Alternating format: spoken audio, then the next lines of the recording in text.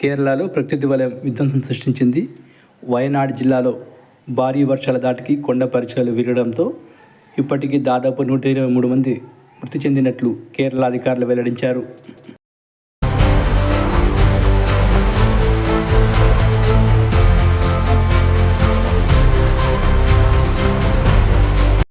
కేరళలో 2 వారాలుగా కురుస్తున్న వర్షాలకు అరేబియా సముద్రం వెడకడంతోనే ఈ ప్రకృతి విపత్తు చోటు చేసుకున్నట్లు వాతావరణ నిపుణులు చెబుతున్నారు.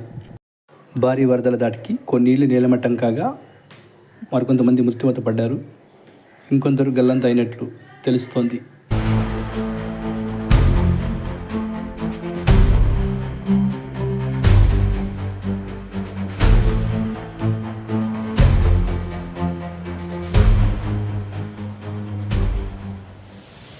వరదలు సంభవించిన ప్రాంతాలలో ఎన్డీఆర్ఎఫ్ బృందం సహాయక చర్యలు చేపడుతోంది. ఈ ఘటనతో పలు ప్రభుత్వ కార్యాలయాలు మూతపడ్డాయి. నిన్న ఒక్కరోజే వరదల్లో చిక్కుకున్న 480 మందిని ఎన్డీఆర్ఎఫ్ బృందాలు కాపాడాయి.